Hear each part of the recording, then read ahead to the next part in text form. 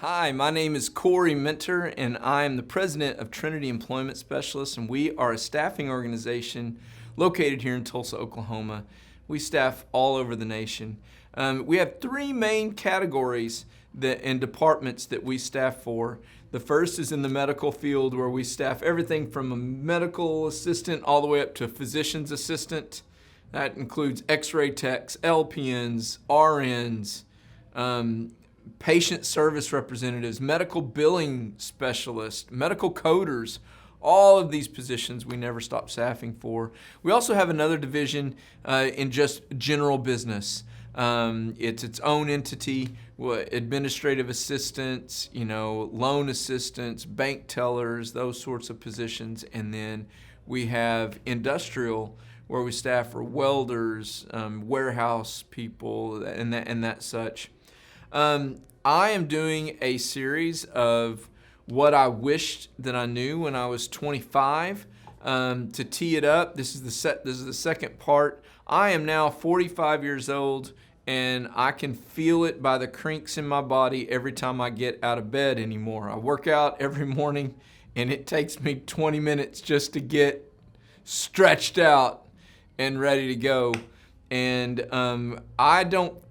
maybe I earned those crinks and crannies. I'm not sure. But in a period of time of my career, I started my career in my 20s, and my father was trying to give me all of this advice, and all of these elderly people were giving me advice, and I was too prideful to hear any of it.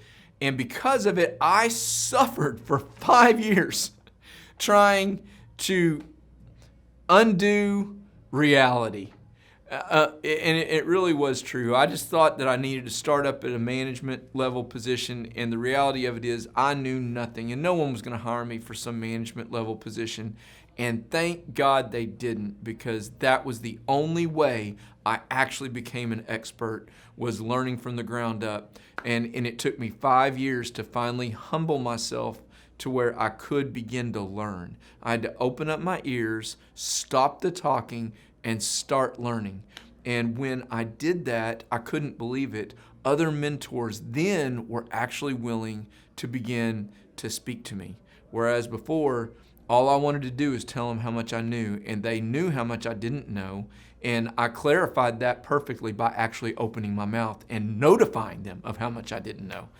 And so I want to share with someone younger that's starting their career some of the best advice that I would give. So the first thing, let me go through the things that I've mentioned. A career is not a marathon, it's a sprint, was the first one.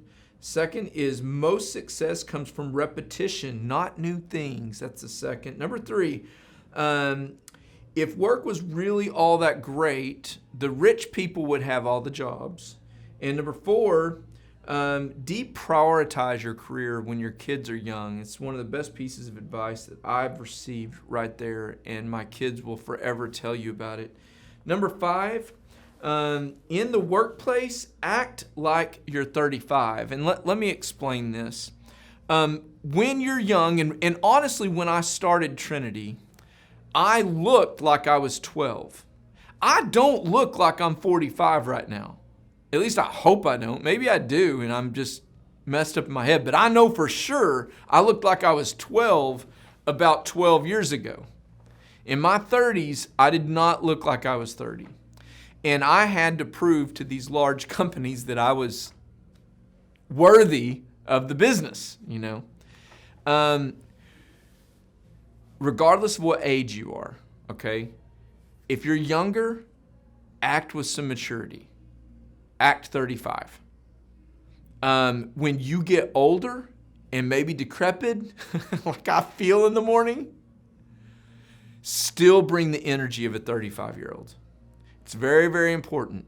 No matter where you're at in your career, if you're younger, make sure that you learn the traits of maturity.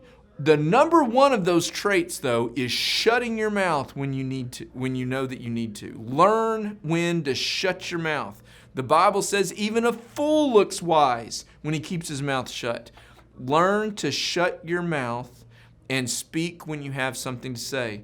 It's so very important when you're younger. But when you're older, okay, listen, you've got to bring the energy of a 35-year-old, because at this point in your life, you are a leader. And it doesn't matter how you feel. People are going to react to the energy that you bring. I just spent way too much time on that one, I think. It's important. All right, number 6. Management is about people, not things. This is so weird. I learned part of this from Lee Cockrell, who is the vice president of Walt Disney World. And he and I probably disagreed on a lot of things. However, he taught me one of the most important lessons that I've ever learned. And it came from his description of this one thing. He said, listen, the most important thing I do in management is I walk around and I meet the, what do they call them? The cast members. Okay, but he said, listen, I know that you're thinking about the people that are visual, but he said, I need to go behind the scenes. So I go meet the chef in the small concession stand. And I go meet them. I want to know about their kids. I know, and he said, I do this every day. I walk around the park. Everybody, they all know me, and I know them by name. And I know their kids, and I know their story, and I know what they want, and I know what their dreams are. I know what their goals are. I ask them all these things. And he said, because I do that, I'm able to find out what's really going on. And I learned this because I began learning, what do our employees want, and how can I get them what they want? What are their goals? What are their struggles? What are the things that they're dealing with? Listen, when it's not about, like, you'll make money, but first you have to give the people that are working with you what it is that they need. Now listen, you're gonna have some people take advantage of you. I've got one of those that I just handled today. And it's 9 o'clock in the morning. But you'll be able to know when someone's taking advantage of you. But when people are not taking advantage of you, learn how to give them what they want and need, and pay real close attention to that. And if you will help them with what's personal to them, they'll give you everything that they have. All right, number 7. Very difficult for someone like me. So important. Genuinely listen to other people. In my 20s, one of the things that I would do is when someone else was talking, the only thing I was thinking about was what I was going to say next. That's all I thought about. I wanted to come up with something that was just going to blow their socks off. And because I was so focused on that, I was not actually engaged in the conversation and understanding what was being said. And so when I did open my mouth up, I was in a different category than they were sometimes. When you take time to genuinely listen to someone, it is the greatest gift that you are going to give them all day long. And if you are willing to do this, you are going to instantaneously make everyone that you come in contact with feel great about themselves. And because they feel great about themselves, they now think you are great, because you make them feel great when you're around. It's the weirdest thing, but Americans are not people who listen to other people around them. They're just not. But if you are willing to adapt and make this trait a core, central part of who you are going to make everyone that you come in contact with feel great when they leave you. And that's going to change your circumstances. I'm going to do this last one.